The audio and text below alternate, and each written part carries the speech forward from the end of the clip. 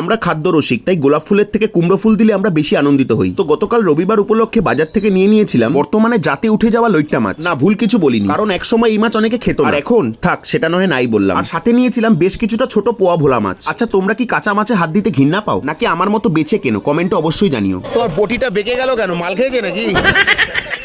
নেশাগ্রস্ত বটি জীবনে প্রথম দেখলাম। যাই হোক, গতকাল লাঞ্চের মেনুতে ছিল লাল শাক, কুমড়ো ফুলের বড়া, লইট্টা মাছের ঝুড়ো আর শিমালু দিয়ে ভোলা মাছের ঝাল, সাথে দুটো কাঁচা লঙ্কা আর অল্প একটু ঘিও নিয়েছিলাম। যথারীতি লাল শাক দিয়েই খাতা খুলেছিলাম, তবে জল দিয়ে নয়, ভাত দিয়ে। তারপর ঘি দিয়ে ভাতটা মেখে মুচমুচে বড়া দিয়ে খাওয়া শুরু করলাম। আর তারপর নিয়েছিলাম মার হাতের বানানো আমার one of the favourite item, সেই লইট্টা মাছের ঝুড়ো। আহা, কে বলেছে রবিবার মাংস খেতেই হবে? আমি তো শুধু এই ঝুড়ো দিয়ে এক থালা ভাত খেয়ে নিতে পারি। তবে ভোলা মাছের ঝালটা কিন্তু বাদ দেওয়া যাবে না। হ্যাঁ, মাছটা অনেক ছোট, তবে ছোট মাছ খেলে শুনেছি চোখের জ্যোতি বাড়ে, তাই বাড়লে চোখের জ্যোতি, নেই তো কোনো ক্ষতি। আজ আসি, অসংখ্য ভালোবাসা রইল তোমাদের প্রতি। ধন্যবাদ।